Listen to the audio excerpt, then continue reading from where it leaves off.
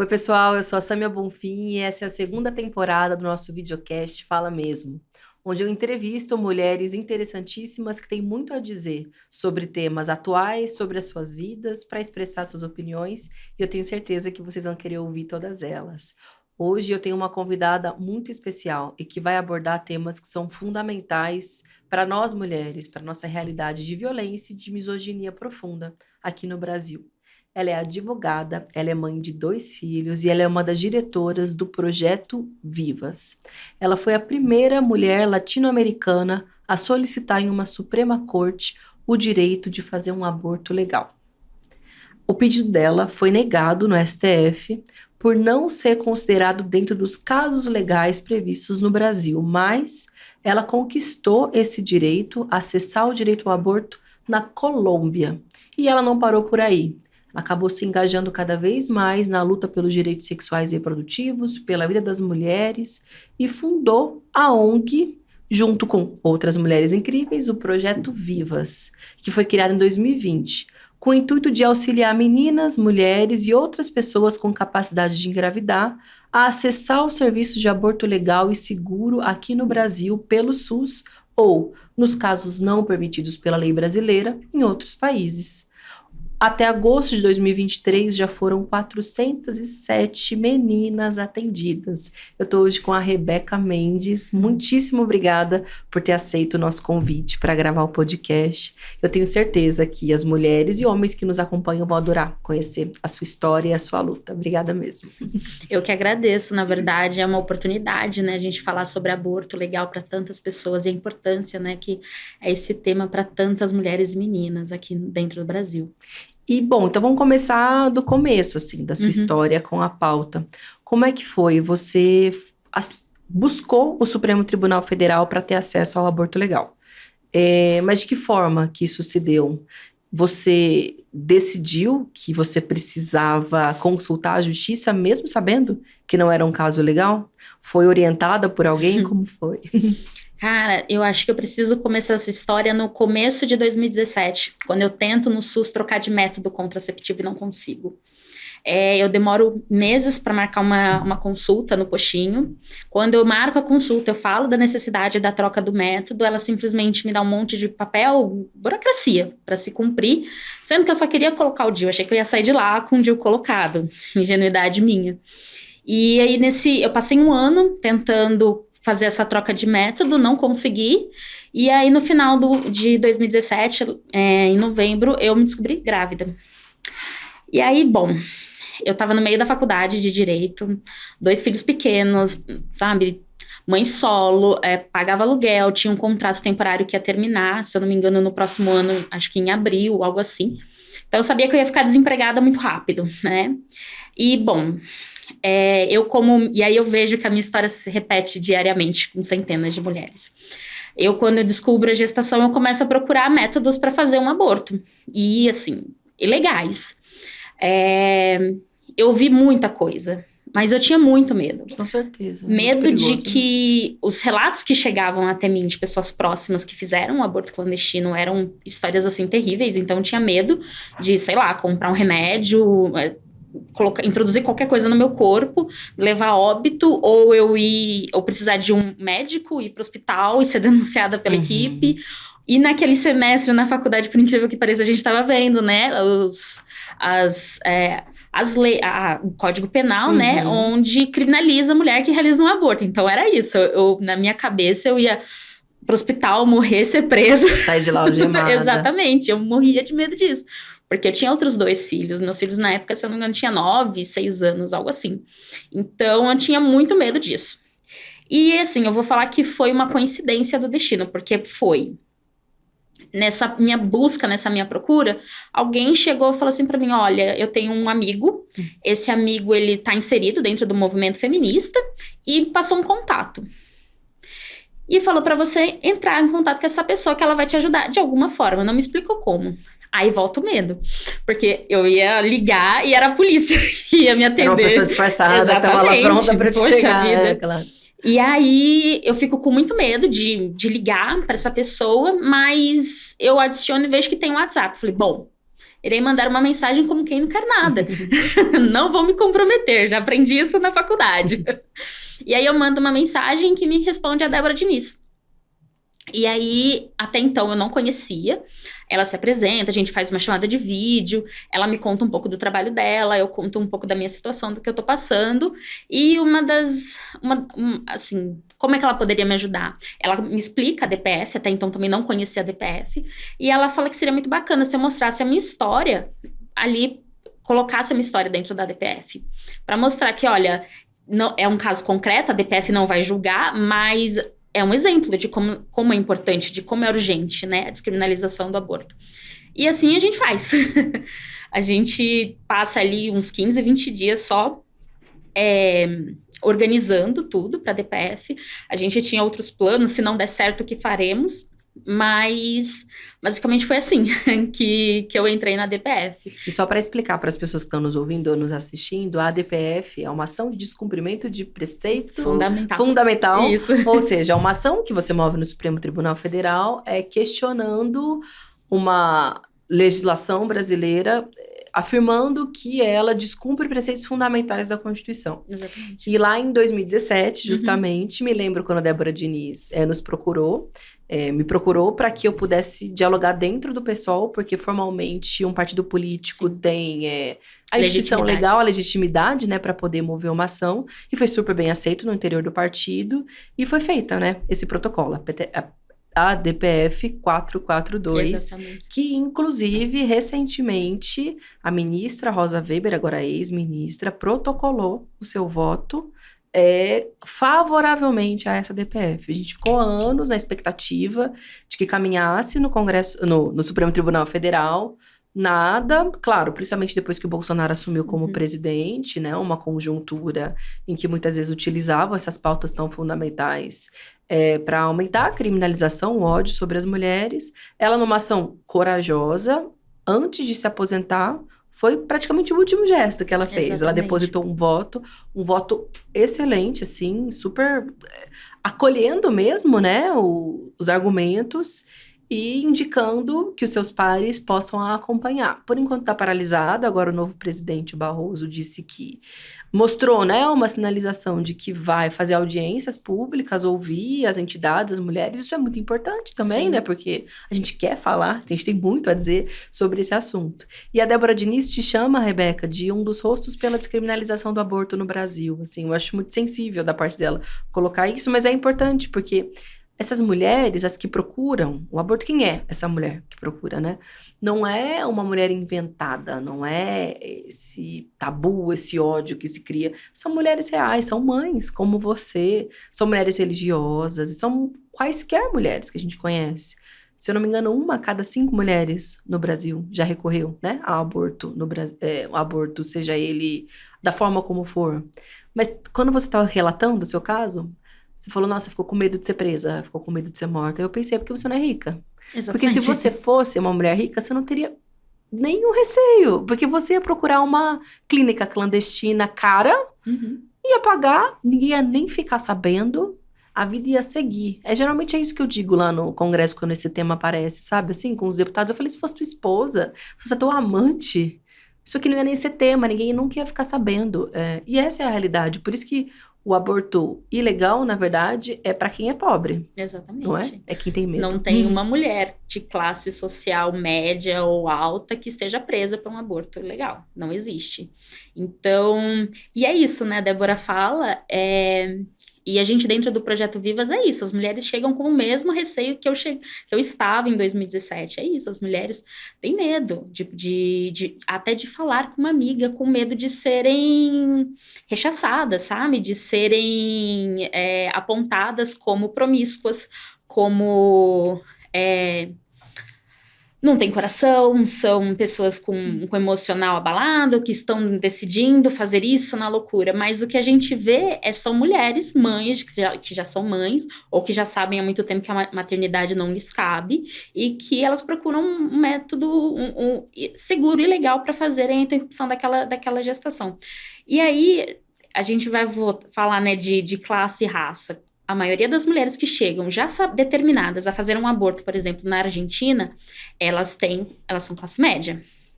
Então, hoje, às vezes é muito mais barato você ir até a Argentina fazer o aborto do que num procedimento numa clínica aqui no Brasil. Então, a gente vê que como a questão social, ela impacta, né? E aí, mesmo nos casos, essa insegurança de procurar o aborto, ela acontece também nos casos onde a lei permite. Temos muitas mulheres que chegam diariamente pra gente que elas não sabem que o que elas sofreram foi um estupro. E aí o estupro pode ser de qualquer pessoa, do marido, companheiro, de quem seja, sabe? Então são muitas mulheres que chegam até nós, por exemplo, que estavam sob influência de álcool e não sabiam que aquela relação se equipara a um estupro. Que não foi desejada, foi forçada de alguma forma. Exatamente. A lei, ela as equipara como vulnerável. Então, elas chegam muitas vezes, e é muito engraçado que é sempre a mesma dinâmica. Elas chegam procurando ajuda para comprar remédio. E aí a gente fala, olha, a gente não trabalha com medicação, só com aborto legal, e aí a gente vai fazendo um fluxo para ver, né, se encaixa aqui no Brasil, e a gente encaminha para um serviço de aborto legal aqui, ou se vai para Argentina ou para Colômbia. Então, e aí a gente vê que, cara, é muita mulher que chega, que tem direito e que recorre à ilegalidade, com medo. Elas, por exemplo, quando elas relatam a história, falam assim, tá, mas eu vou chegar no serviço de aborto legal e eu vou falar o quê? Como é que eu vou provar?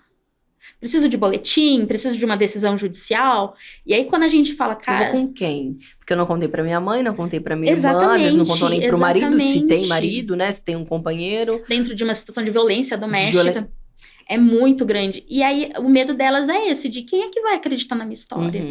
E existe, paira, né, esse medo na sociedade, né, principalmente com as mulheres, né, de ter que provar. E não sabe que apenas o relato delas é o que importa ali naquela situação. Então, a maior parte do nosso trabalho é esse esclarecimento, né, essas informações que a gente passa para essas mulheres. Rebeca, mas conta pra gente como é que foi esse caminho da DPF até a decisão de que você tinha que militar para ajudar outras mulheres que passaram por uma situação semelhante à sua. Porque também é um gesto de muita coragem. Eu entendo que te tocou emocionalmente, pessoalmente, politicamente, muito fortemente. Sim. Mas disso para virar um trabalho permanente de acolhimento de outras mulheres, de encorajamento e que na prática transforma, né, as vidas, assim. Garante o acesso a um direito que infelizmente, precisa de uma associação para fazer com que essas mulheres acessem, né? Porque não precisaria em outros casos, mas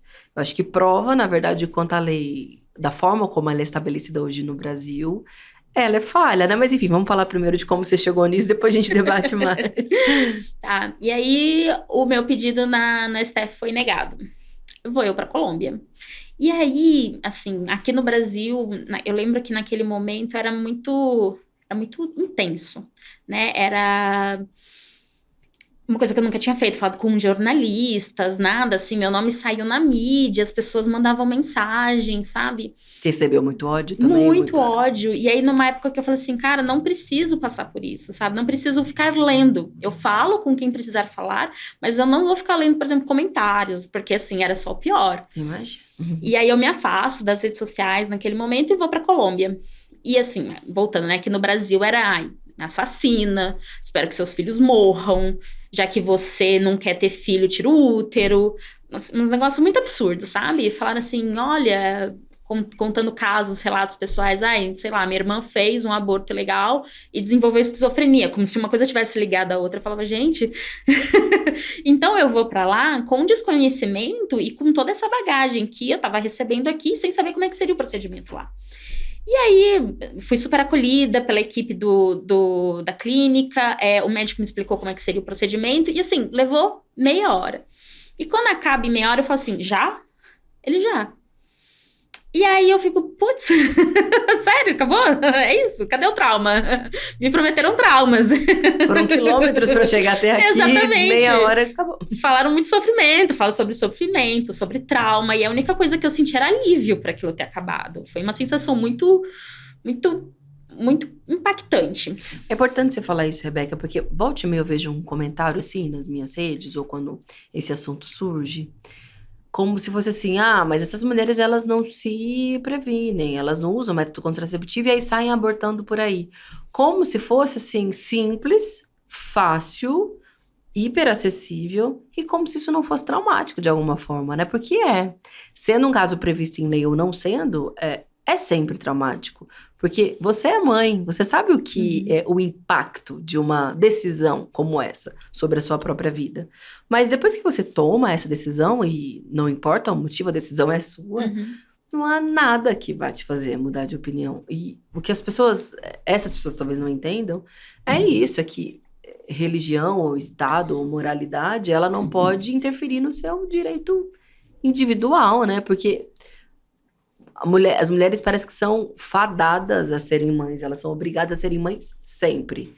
Mas aí também não tem nenhum tipo de acolhimento, de preparo para garantir que essas mulheres possam exercer a maternidade delas mesmo, caso seja esse, né, o destino que elas escolham para si. E aí, quando surgir um caso como o seu, talvez dê um tilt na cabeça de algumas pessoas, mas seguem com um discurso criminalizante, como se, olha, tem um problema de percurso na cabeça dessa mulher. Falar, o problema de percurso talvez seja na sua. Exatamente. E eu vou seguir, vou inclusive fundar um projeto, né, que auxilie outras mulheres. Eu acho que é aí que é a virada, né? O gatilho, e eu lembro até hoje, o gatilho é que eu estou lá na Colômbia e falo, cara, qual que é a minha diferença para qualquer outra mulher no Brasil, na mesma situação que a minha? Eu tive sorte de ter um contato que me ajudou a ir para a Colômbia. Porque senão eu era mais uma das estatísticas do aborto inseguro. E aí, quando eu volto, meu nome meio que vira referência para todas as mulheres que passavam pela mesma situação. E aí, em 2020, a gente funda o Projeto Vivas. E aí vem duas coisas, né, que acabaram ali, né, com o Brasil, que foi a pandemia e o Bolsonaro. E aí a gente funda em 2020 e começa os trabalhos ali no final de 2021 e 2022, quando as fronteiras reabrem e tal. Mas a ideia inicial do Projeto Vivas era apenas com as mulheres que buscariam o acesso ao aborto legal fora do Brasil. Mas aí vem a pandemia, vem o Bolsonaro e a gente entende também que não é porque é lei que está garantido.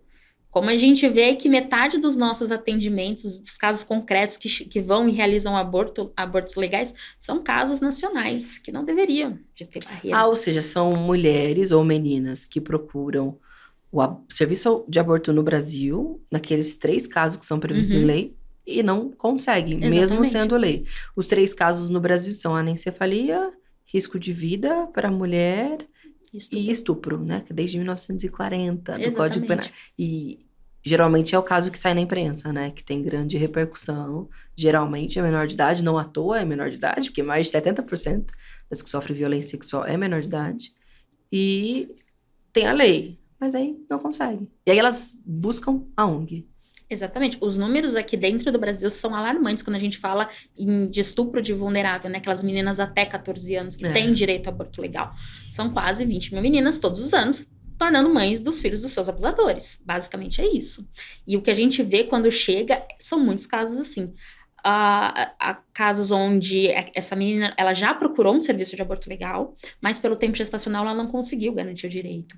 E aí, assim, bom, não fazemos... E o tempo gestacional, desculpa, mas não é culpa dela também. Porque demorou para ela conseguir o tempo gestacional. E não existe. E não existe. É basicamente isso, não existe. A lei não determina tempo. Eles vão se basear numa norma técnica do Ministério da Saúde lá de 2012, onde o Ministério da Saúde já falou assim, não é para seguir porque está desatualizado, estamos preparando outra.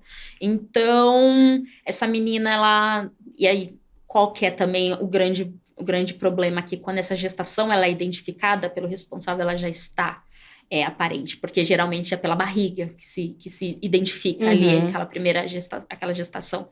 Então, ela já chega, muitas vezes, passado do limite ali de atendimento daquele serviço, e assim... É isso, não temos mais o que fazer. Basicamente é isso que o Estado diz para elas. E aí elas chegam pra gente. E aqui no Brasil, com o fechamento do Cachoeirinha, nós temos apenas 3 serviços de aborto legal que não tem limite de tempo gestacional. Isso no Brasil todo. Um em Uberlândia, outro em Salvador e outro no Recife. Então imagina, para todas as outras meninas que não estão nessas cidades, nesses estados, como é que é a situação? Os demais serviços convencionam em 12 semanas, é isso? 20. 20 semanas. Geralmente 20 semanas. E aí, bom, elas procuram. Aqui a gente não te atende mais porque são só 20 semanas. Beijo. Boa sorte. Volta para sua casa. Vai pro pré-natal. Basicamente automaticamente vai pro pré-natal. Exatamente. Mesmo espaços em que são formados, né? Preparados, com profissionais capacitados, são de referência. Você vai lá, coloca no Google, é lá que eu tenho que procurar. Mas esse movimento, né? Para procurar, para conseguir ir até lá, se for menor de idade, para falar com a mãe ou com outra pessoa, para ser levada até... É todo nossa, uma superação, assim, imensa. Aí chega lá, não dá mais, porque passaram as 20 semanas, vai embora. Exatamente. E geralmente o primeiro ponto é procurar o BS mais próximo, é o postinho mais próximo. No postinho mais próximo, você é direcionada pro pré-natal. Pronto e acabou. Muitos casos. Por isso aí são 20 mil. Não tem Não te perguntam, né? Não, nem te falam. Assim, você tem a opção, se você desejar, de fazer interrupção. Não chega nem nessa fase. Vai pro pré-natal. Mesmo sendo uma menor de idade, né? Chegou lá uma menina de 12, 13 anos. Isso. É estupro, porque é vulnerável. E não tem, pré-natal. Isso. Vamos lá, vamos pensar como vai ser seu parto, onde vai ser. Exatamente. Vamos fazer assim os exames. É muito violento. É muito violento. E aí, e essas meninas são deixadas à própria sorte dentro do Brasil. E aí, quando consegue, assim, é uma minoria muito pouca que chega até a gente sabe disso. Muito poucas. E aí, elas chegam até a gente... E vocês dão conta, Rebeca? Assim, desculpa perguntar dessa forma. Porque, ao mesmo tempo que são pouquíssimas, né, perto da realidade do Brasil, ao mesmo tempo aquele negócio, nossa, agora é comigo, é minha responsabilidade. Exatamente. Basicamente, quando elas chegam até a gente e quando essa gestação de final de segundo e início de terceiro trimestre, quando já só tem esses 3 serviços, basicamente sai a Rebeca falando com todos esses 3 serviços, fala assim, olha, eu tenho uma paciente de tantos anos com tal tempo gestacional que precisa ser atendida, você pode acolher? É isso.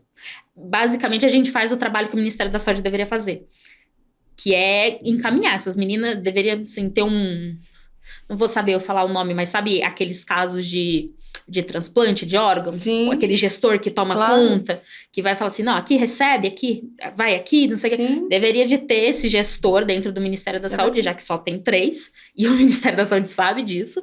E aí a gente faz esse trabalho, que é dever do Estado. Uberlândia, Recife e Salvador, com o fechamento do Nova Cachoeirinha aqui em São Paulo. Exatamente. E aí, não é só ela chegar até a gente encaminhar, a gente faz todo o auxílio financeiro para ela chegar até lá. Sim. Porque o Estado também não faz. Aqui em São Paulo, por exemplo... Vai lá, sai aqui da Vila Carrão e vai lá para Recife, claro, simples, vou ali. Tem o tratamento fora de domicílio, mas a Secretaria de São Paulo, a Secretaria de Saúde de São Paulo, ela proíbe nos casos de aborto legal. Então, assim, é isso. A própria sorte, abandonadas pelo município, pelo Estado, ou seja, pela União, elas são abandonadas à própria sorte. E aí vocês dão essa viabilidade. Sim. Caramba, que lindo esse trabalho. Puxa vida. Nossa, deve ser muito emocionante, assim, acompanhar e tudo mais. Mas, infelizmente, muitas menores de idade também, né? Que são essas que não precisariam ter que passar por isso. Quando é criança, pesa, porque... Nossa Senhora! E aí eu vejo os meus filhos, né? Eu falo, cara, teve uma situação onde uma dessas meninas era da escola do meu filho. Caramba! Cara, quando eu soube da situação, eu falo, cara, como tá tão perto da gente, né? Sempre esteve, mas quando tem ali aquele caso daquela criança estuprada, que tem o direito negado e vai para outro estado, é muito aterrorizante. E esse foi o caso mais punk, assim, que você já viu? Ou você... Ai, não, cara, teve Cara, cada história que a gente escuta, que assim, eu tento não ouvir as histórias, eu tento não fazer o julgamento, pré-julgamento. Ela vai chegar pra mim e vai falar assim, sofri um estupro, ok. Se você quiser compartilhar a sua história, compartilha, senão você... Se for te fazer bem, né? Exatamente. Assim, de algum modo. Mas eu já recebi tanta história. E eu sempre sei... a maioria das histórias eu sei quando eu preciso as acompanhar. Porque é isso também. Elas chegam sem ter ninguém para acompanhá-las no médico. Então, elas estão morrendo de medo. Porque é uma estranha que tá conversando com ela por WhatsApp, nesse caso eu, que fala assim, não, pode ir, que você vai ser atendida. E aqui em São Paulo... Já fui para Uberlândia também algumas vezes. Assim, cara, se você não tiver ninguém, se você estiver se sentindo sozinha, se você achar que você vai se sentir mais segura, eu vou contigo. E aí lá eu sei as histórias. E aí eu tenho que fazer um esforço enorme pra não chorar. Porque... Claro, pra passar segurança. Exato, porque eu só tô lá de espectadora, só estou lá de acompanhante, mas a vontade é de pegar na mão e falar, vamos. Sim, agora eu vou tomar suas dores e vamos juntas até você garantir seu direito. Uma das histórias, assim, mais pesadas, não foi com criança, mas foi uma moça aqui em São Paulo, que ela sofreu violência sexual, e ela, desde o primeiro momento, ela procura uma unidade de saúde para falar assim, eu sofri um estupro, eu quero fazer a profilaxia, que é negado, né, uma contracepção de emergência é negada, a assistente social fala para ela, olha, volta daqui a 15 dias, porque a gestação a gente só vai conseguir identificar daqui a 15 dias, quando você voltar, a gente faz o exame, se der positivo, a gente vê o que faz. Ela retorna e dá positivo, e aí a assistente social vai falar assim para ela, olha... E por que elas tardam, né, a chegar no serviço? Porque a assistente social do posto vai falar assim para ela, olha, então, o aborto, ele é totalmente proibido aqui no Brasil. Nem no seu caso você conseguiria. O que você pode fazer é você vai criar junto com as suas outras filhas e um dia você desenvolve amor. E ela fala assim, não, eu tô te falando que isso foi uma violência. E aí ela chega pra gente, assim, totalmente desesperada, já com 18 semanas... Então, imagina, você descobriu uma gestação com 15 dias e só conseguia acessar um serviço de aborto com 18 semanas. E é essa demora, porque cria-se um medo de, eu vou contar para essa pessoa, ela vai falar a mesma coisa para mim, vai mandar eu criar. Mesmo eu falando da dor, do que foi, do que tudo isso tá sendo para mim. Muitas vezes elas tentam autoextermínio, sabe? Antes de chegar na gente. Então, tem já toda uma bagagem quando elas chegam no Vivas. E, assim, é muito, muito desesperador. É cada história que você fala, putz. E aí, só pra gente fazer um adendo, que você falou dos contraceptivos, né, que é da mulher promíscua, a gente teve uma semana, o ano passado, onde os casos que apareceram eram de mulheres com DIU. Com DIU. Estavam grávidas. Estavam grávidas. Não me fala isso. Olha o medo. Não, mas eu falo brincando, mas é porque acontece. Os métodos contraceptivos falham. Eu estou agora com uma moça que a gente está atendendo, que ela fez uma laqueadura há 1 ano e está grávida. Então, como é que a gente vai falar que é promiscuidade? Como é que a gente vai falar que é falta de responsabilidade dessas mulheres? É porque, na verdade, isso é repetir uma ladainha que é misógina mesmo, Exatamente. né? É criminalizar a mulher a priori. E aceite o destino que nós, enquanto sociedade moralista, queremos que você tenha. Exatamente. E não é um ódio à maternidade, as pessoas não entendem isso, assim. Às vezes colocam pra mim, Rebeca, como se fosse uma contradição da minha parte ser mãe e defender a legalização ou descriminalização do aborto. Mas a contradição é dos outros, porque eu só defendo que as mulheres possam ter sua vida, o seu destino com direito, seja lá a forma como elas querem levar suas próprias vidas. Sim. A contradição é de quem acha que a sua própria caixinha, sua lógica, sua moral de vida tem que ser imposta para todo mundo. Inclusive e sobretudo se for sob uma lógica violenta. Porque é isso que eu não me conformo, assim. E daí que foi sob estupro? Você precisa ser, porque é uma dádiva divina. Duvido, assim, que qualquer religião considere uma dádiva divina ser obrigada a perpetuar uma violência de uma forma tão cruel. É muito aviltante, assim. E a gente mencionou o caso do Vila Nova Cachoeirinha, aqui de São Paulo, que tá, assim, um tema quentíssimo, super em alta, infelizmente.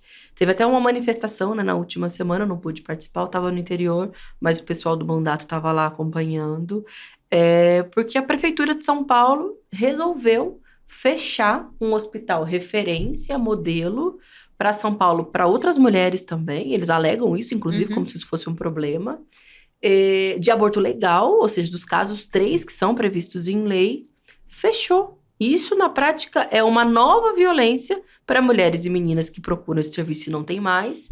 E acho que foi na UOL que eu vi essa manchete, uma verdadeira peregrinação para as vítimas de estupro, para saber o que fazem da vida delas. E você é uma das mulheres ativistas militantes aqui em São Paulo que estão encabeçando, né, a luta pela reabertura desse serviço no Hospital Nova Cachoeirinha. Se você puder falar um pouco sobre isso, assim, quais seriam as motivações reais ou não reais da prefeitura e o que isso tem impactado na prática da vida dessas mulheres, dessas meninas aqui em São Paulo? Um serviço de 30 anos foi fechado. Referência. De um dia para o outro. De um dia para o outro. Primeiro foi imposto a barreira do tempo gestacional, e aí as pacientes que estavam em atendimento, elas foram largadas. A prefeitura vai falar que deu o direcionamento, mas a gente sabe que não, porque se não fosse o Vivas, elas estariam grávidas até hoje. Diz que deu direcionamento para outros serviços, por exemplo? Que elas garantiram o seu direito de alguma forma. E que a prefeitura garantiu que isso fosse feito. Então, tinha ali caso, 2 meninas, uma foi para Uberlândia, outra foi para Salvador. Nossa. Chegou uma moça, acho que 2 dias depois que o serviço impõe o limite com 22 semanas, porque o limite que a prefeitura estava colocando era 22 semanas. Ela chega com 22 semanas e 2 dias. Ela não foi atendida por conta de 2 dias. Então, assim... E aí ela fecha o serviço, se eu não me engano, 20 de dezembro, com a desculpa de falta de demanda. E eu falo, cara, como falta de demanda? Se eu tô tirando mulheres do Maranhão pra ir pro Cachoeirinha, eu tô tirando mulheres de Santa Catarina, do Paraná, eu estou tirando mulheres de todas as cidades do estado de São Paulo e levando pro Cachoeirinha, e de São Paulo também. Como é que é falta de demanda? E aí a equipe brigava com a gente, falava, cara, manda pros outros serviços. Mas qual que era a questão ali? Era o único serviço aqui na cidade de São Paulo que não faz curetagem. O atendimento, a equipe era maravilhosa, acolhedora, sensível, tinha um agendamento por WhatsApp. Se ela viesse de longe, por exemplo, de outra cidade ou estado, ela poderia fazer o atendimento tudo no mesmo dia, né? Assistente social, psicóloga e a médica, e se tivesse agenda, até ser internada para fazer o procedimento. Então, era um serviço que a gente conseguia ali trabalhar muito fácil, porque a equipe era receptiva e tudo mais. E aí a gente fala, cara, por falta de demanda não vai colar, não. E aí, isso foi no primeiro dia, né? No segundo dia, vão falar assim, vão procurar, os jornalistas vão procurar, e eles vão falar assim, ai não, fechamos porque precisamos fazer cirurgias fetais. Aí a gente foi atrás. Cirurgia fetal não é feita há 4 anos lá no hospital, mesmo lá sendo uma maternidade. Cirurgia fetal não é feita lá. Aí não colou também. Aí veio a desculpa de vamos zerar a fila da esterectomia. Aí ele vai falar assim, que só lá no Vila Nova Cachoeirinha faz essa cirurgia, uma cirurgia letiva. Eu falei, cara, qual que é? O que tem aqui no Cachoeirinha que só aqui pode fazer cirurgia de esterectomia? Nenhum outro hospital municipal pode fazer isso.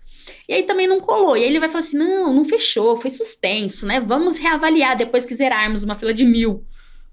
De 1.000 mulheres esperando a fila da esterectomia. Eu falei assim, caraca, nunca mais vai abrir o Cachoeirinha. E aí...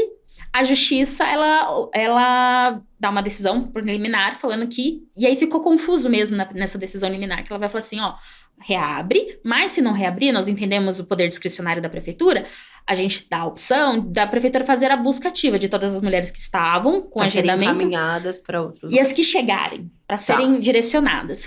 E aí, aí vem, né, a cereja do bolo do secretário, do Zamarco. Ele vai falar assim que não vai reabrir, e aí ele vai jogar a desculpa dos procedimentos legais. Porque teve uma... Que é uma desculpa que não havia aparecido no começo. Não, né? Eles alegaram que era só uma suspeição. Apareceu agora. E aí, primeiro, lembra que era falta de demanda? Sim. Aqui já é demanda demais. Claro. Porque tem até casos que não estão previstos. Aí, por causa da alta demanda. E aí a gente foi entender que só o Cachoeirinha foi responsável por metade de todos os abortos legais feitos na cidade de São Paulo ano passado. Caramba. Foram 153 abortos legais. E aí ele vai falar assim, essas mulheres vindo de outras cidades, outros estados, isso daí é indício de procedimento legal. E aí eu falo assim, cara...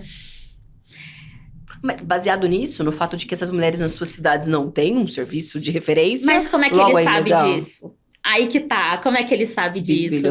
Porque ele confiscou ilegalmente os prontuários dessas meninas e mulheres dos últimos 2 anos, prontuários sigilosos, sem uma determinação, um mandato judicial, ele confiscou e quebrou o sigilo desses prontuários. Rebeca, a gente, por conta dessa denúncia que foi divulgada na revista Marie Claire, a gente entrou com uma denúncia no Ministério Público, que a revista também acabou divulgando, mas eu fiquei assim, completamente passada, acho que esse termo ainda existe, né? Passada é meio antigo. Porque assim, a prefeitura tinha um serviço, interrompeu. Já implicou uma nova violência para essas meninas. Depois, ela está acessando dados que são sigilosos. A Constituição, a Lei Geral de Proteção de Dados, tudo diz que você não pode fazer esse tipo de coisa. A ética médica diz que você não pode fazer isso. E a prefeitura bisbilhotou a vida dessas vítimas de estupro para saber quem eram elas. Isso. O secretário da Saúde de São Paulo mais parece aquela vizinha fofoqueira, futriqueira que todas nós temos, que adora saber o que está acontecendo na vida particular. Só que ele fez uma coisa muito grave. E aí, é isso, né? Então, assim... Isso. Só piora a história. Não, e daí porque ele desconfia que esses laudos que ele ilegalmente acessou indicam que eram os casos fora da lei, logo, vou fechar o serviço. Não, e aí... Que conclusão incrível, que bizarro. E aí ele vai dar uma outra desculpa que eu falo, cara, era melhor você ter ficado quieto, porque você só piora. Pra ele, melhora pra gente, porque demonstra um desconhecimento do SUS. Quer dizer que eu estou passeando em Manaus e sofro uma violência. Eu estou de viagem em Manaus. Eu sofro uma violência, não vou poder ser atendida porque eu sou de São Paulo? Ou porque, tudo bem, não seja um aborto legal, Claro, eu caí em outro estado, não serei atendida, porque é o SUS. Ou então eu estou grávida, eu estou estressada, vou dar à luz, não posso não porque eu não posso estou em porque São eu Paulo. não sou... Exatamente. Existe, o SUS é nacional, claro, bobagem. E aí, é isso. Quantas meninas e mulheres não foram absorvidas por outros estados quando São Paulo não pôde acolher? E aí, meu Deus, quando é São Paulo, aí não pode, aí não iremos acolher. E, senhor secretário, não existem tantos serviços, infelizmente, de referência a esse caso no Brasil. Exatamente. Se houvesse pessoas, não precisariam vir até São Paulo, entendeu? Assim como elas estão tendo aqui para o Recife, para Salvador, para Uberlândia, porque você resolveu fechar o serviço aqui do Nova Cachoeirinha. E aí, por exemplo, Uberlândia, que seria o mais próximo daqui, é totalmente capaz de absorver o fluxo de São Paulo, porque São Paulo não atende, mas São Paulo não pode atender o resto do Brasil, porque São Paulo, porque o secretário acha que é muito especial e que isso é indício de aborto legal. Aborto ilegal, né? E aí uma coisa que ficou assim, que demonstra, né? Ele não conhece o SUS, ele não conhece a realidade das meninas e mulheres. Então é complexo uma pessoa dessa comandar a Secretaria de Saúde da maior capital e estado mais rico de São Paulo. E essas meninas agora, vocês nem sabem, né? Que o serviço foi fechado. Já procuravam lá, tinham como referência, não colocaram na porta e, por sorte, podem ser encaminhadas para algum outro lugar ou para o projeto como Vivas, por exemplo. Agora, e aí a prefeitura, ela descumpre, né, desde a reabertura, porque aí agora vem os embargos de declaração daquela liminar explicando qual que era a decisão, e aí o juiz fala, precisa reabrir. Se vocês não reabrirem, vocês têm que me dar um motivo plausível e comprovado. Então, se você tá falando que tem indício de aborto legal, comprova. E é para fazer a busca ativa, não é um ou outro, é para fazer os dois. E aí a gente sabe que não tá fazendo a busca ativa. Basicamente, as mulheres estão chegando lá, elas estão relatando a violência, nem profilaxia tá sendo feita, e elas são direcionadas. E aí dão um papelzinho aqui com os endereços, fala assim, vai lá procurar. E aí, um desses dos hospitais que está lá é o de referência da mulher, que é o antigo Pérola Byton. E aí, quando se fecha Cachoeirinha, eu falo assim, cara, a gente não tinha muito contato de encaminhar, porque a gente não sabia qual que eram os protocolos. A gente sabia que eram ruins, mas não sabia o quão ruins era. Por isso, a gente preferia o Cachoeirinha. E aí, eu vou acompanhar. A primeira mulher que eu acompanho lá foi no final do ano, logo depois do fechamento do Cachoeirinha. E aí, cara, eu vou passar... Ela pede pra eu entrar com ela na consulta com a assistente social. E ali eu já fico chocada porque, não vou quebrar o sigilo nem nada, mas uma das coisas que eu escuto da assistente social falando, que ela vai falar assim, olha, você não é responsável por essa... Não, ela fala assim, você não é culpada pela essa violência, mas você é responsável por ter se colocado nesse lugar. Por ter se colocado nesse lugar de vítima? Na situação de que causou a violência. Meu Deus! Exatamente, foi essa a minha reação. Eu falei assim, meu Deus, se alguém me contasse, eu não acreditava. É uma equipe totalmente despreparada. Socorro. E aí a gente sai dali, a primeira coisa que eu falo assim, cara, o que essa mulher disse é totalmente cruel. É tortura. Você não tem culpa, você não é responsável pelo que te aconteceu. Quem é culpado e responsável foi a pessoa. Foi a outra pessoa que fez isso com você. E o Estado que tá te negligenciando mais Exatamente. Uma vez. E aí, pra ficar melhor essa situação, a gente tá lá numa sala de espera onde... Ali existem vários tipos de atendimento, não é só aborto legal, tem violência, mas também tem atendimento com criança e tal, tem homens ali esperando. E tinha uma galera ali esperando, e nós éramos uma dessas pessoas esperando o médico se pronunciar, chamar, né, pra se pronunciar se o aborto ia ser feito ou não, se o procedimento ia ser aprovado ou não. E aí, cara, aconteceu a coisa mais absurda. Que eu falei assim, tô num sitcom e ninguém me contou. O médico, ele vai abrir a porta do consultório com todo mundo. Imagina uma sala de espera com muita gente. E aí ele olha assim, meio que aleatório. Você tá me esperando? Você tá me esperando? Você tá me esperando? Então, gente, tá lento o sistema, mas pode ficar tranquila que o procedimento de todas vocês foi autorizado. Aí eu falei, é isso mesmo, bora quebrar o sigilo de todo mundo aqui. Quem for fazer um aborto, por favor, ficar na direita.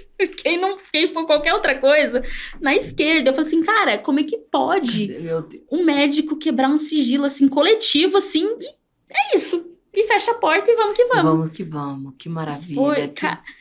Olha, gente, é por isso que a gente discute a necessidade do aprimoramento da legislação, do avanço da legislação, é por isso que tem a DPF 442, e é por isso que a gente defende a descriminalização e a legalização, porque a lei, da forma como está, não garante o direito nem para aqueles casos que, em tese, são previstos em lei. E, na verdade, é toda uma lógica que cerca os direitos sexuais e reprodutivos das mulheres, né? Nessa mesma semana, a gente teve o caso grotesco do Hospital São Camilo, que é um hospital privado, mas que também recebe verbas do SUS, como todos os hospitais brasileiros, que o médico falou para a moça que foi procurar para colocação de DIU, dizendo que, olha, eu não tenho nenhum problema em colocar DIU, sou um profissional, faço. Acontece que isso aqui é uma entidade confessional, né, um hospital religioso, que não permite a colocação de DIU, porque vai contra os princípios cristãos e morais do hospital. É um absurdo, isso é um escândalo, e a menina corretamente denunciou, foi a público, tem uma série já de denúncias na justiça, a coisa está rolando, a gente está vendo a possibilidade, inclusive, de fazer uma normatização disso a nível nacional. Tem um projeto de lei, aliás, que é o PL 4389, que já foi aprovado na Comissão da Mulher, mas que está meio empacado na Câmara, porque a gente sabe o que é a Câmara de Deputados também, que impede o constrangimento no acesso a qualquer tipo de método contraceptivo, e a gente está estudando a possibilidade de fazer uma ação geral, tal, que também, né, possa ocorrer no Supremo para que casos assim não aconteçam. Mas é isso, né? Teve no ano, eu lembro na época que a gente protocolou esse PL, é porque também teve denúncias de meninas e mulheres que procuravam pílula em UBS, né, como tem que ser, mas que porque elas eram geridas pela Rede Santa Marcelina, que também é confessional religiosa, é contra os nossos princípios cristãos, por isso eu não vou disponibilizar para você contraceptivo, é contra a lei, isso é ilegal. Direito sexual reprodutivo também é direito das mulheres, é previsto entre os medicamentos do SUS e tem que ser distribuído assim, não importa a sua opinião, a sua fé, a sua religião, isso não passa por cima de um direito. Mas essa é a realidade do Brasil, as mulheres, elas estão à própria sorte, estão sendo violentadas o tempo todo, e é por isso que a gente precisa falar desse assunto, né? E eu acho muito legal como aqui no Brasil pegou a campanha dos lencinhos verdes, né? Sim, da onda que verde. Da onda verde, que é um símbolo. Talvez as pessoas que olham não identifiquem imediatamente. Mas eu, quando eu estive chegando, por exemplo, com essa arruda, na hora você sabe do que se trata, vira como um código entre nós. Eu me lembro que eu fui para a Argentina quando teve a votação no Congresso, que na época perdemos, né? Colocando assim como parte das ativistas. Mas eu fiquei muito impressionada com o movimento na rua, uma coisa linda, linda, linda, linda. Mas era uma divisão, né? Verde e os azuis, né? Que os azuis eram os contrários, aquela coisa bem caricata do feto gigante, aquela coisa dando constranger as mulheres e tudo mais. Naquela votação perdemos, mas depois acabou sendo revertido e ganhou, tanto é que é um dos destinos, né? Das mulheres que procuram o Projeto Vivas. Mas o que me chamou muita atenção da Argentina, conversando, na época eu encontrei a Débora Diniz, que estava por lá também acompanhando em loco, o quanto, para conquistar esse direito, para que de fato fosse uma discussão do Congresso, foram anos de batalha, foram décadas, cerca de 20 anos, mais ou menos, né? Elas colocam como um marco. Tem a ver também com o desdobramento dos encontros nacionais de mulheres, claro, com a eleição de mais parlamentares feministas, mas não só isso, porque mesmo parlamentares de outras legendas, mesmo mais de direita, acabaram também, né, se dobrando, na verdade, a força, a pressão do movimento e do argumento. E a pergunta que eu queria te fazer é essa, sobre qual é a perspectiva que você vê no Brasil. Porque eu acho também, eu entendo o que é a correlação de forças no Congresso Nacional, eu entendo muito bem o que é, eu sei o quanto aquilo é um lugar horroroso e o quanto esses discursos, que são hipócritas em sua maioria, reverberam ali dentro. Mas eu sei também que isso não pode ser um impeditivo para a gente deixar de falar, deixar de pautar sobre o assunto. Seja para assegurar, de fato, que os casos previstos em lei possam ser acessados. Então, eu recebo diariamente, semanalmente, denúncias assim, uma juíza deu uma decisão que impediu uma menina, ou então agora recentemente, que até virou abertura de inquérito no CNJ, a partir de uma denúncia que a gente fez no Piauí. de juízes que designaram um defensor público para o feto, que tinha uma adolescente que estava tentando acessar o serviço de aborto legal, na lei, tem que ser garantido, designou um defensor público para o feto. Daí, porque não. Porque é um tema difícil, porque não tem correlação de força, porque eu vou vir hate, porque tem a extrema-direita. Eu vou deixar de falar disso, da realidade das mulheres que estão morrendo? Não. Como que você vê o cenário no Brasil assim? Porque é muito difícil debater esse tema. Mas é muito, muito, muito necessário. Então, precisamos fazer. Porque se a gente não faz, estão fazendo pela gente de uma forma distorcida, violenta e absurda. Qual é a luz no fim do túnel que você vê, assim, da DPF ou do movimento da sociedade civil se organizando? Precisa envolver profissionais de saúde também? Claro, você deu uma série de relatos absurdos. Tudo isso junto, vamos ver. Eu acho que é tudo um pouquinho, um tiquinho de cada. Mas, por exemplo, o que eu sempre falo, sempre que posso falar, eu voto em candidatos que falem sobre o tema. Alô, Luiz Inácio, por favor, é isso, o Luiz Inácio Lula foi eleito, né, para garantir os direitos das pessoas, não só o aborto, mas todos os outros, e ele está rifando nossos direitos no Congresso. Então, assim, o que chega pra gente, né, que ele não vai falar, que o Ministério da Saúde não vai se posicionar, porque é um tema tóxico, mas olha os números, isso é política pública. Não existe política pública que pode ser tóxica. Porque o Congresso é conservador e que... Mas se a gente for deixar que isso nos paute as nossas demandas, a gente nunca vai falar sobre aborto no Congresso. E ali é um show de horror. E aí eles vão falar assim, que o judiciário não é lugar para se falar de aborto. Mas quando o Congresso fala sobre aborto, eu queria que eles nem falassem. Essa é a verdade. Porque é terrível. E aí a gente espera, assim, que o judiciário ele tem legitimidade para fazer isso. E aí é outra coisa, Barroso também precisa se posicionar, tá lá como presidente? Como presidente do STF, e ele regrediu. Uma pessoa que sempre pautou, que sempre falou que nunca teve problema, assim que pode fazer a diferença, ele regride. Ele fala assim, não, porque é isso, porque é aquilo. Eu falo, cara... Tá difícil. E aí o Lula vai lá e coloca mais um que é contra o aborto. E aí mais outro ministro. Já não bastava o Zanin, agora vem o Flávio Dino. O Flávio Dino, ele é maravilhoso em tantos aspectos, mas quando foi para falar de aborto, falou besteira também lá no Congresso, lá no Senado. Então, assim, cara... Às vezes dá vontade de sumir do Brasil. Ou às vezes a gente só quer que Brasília suma do Brasil. Nem me fale.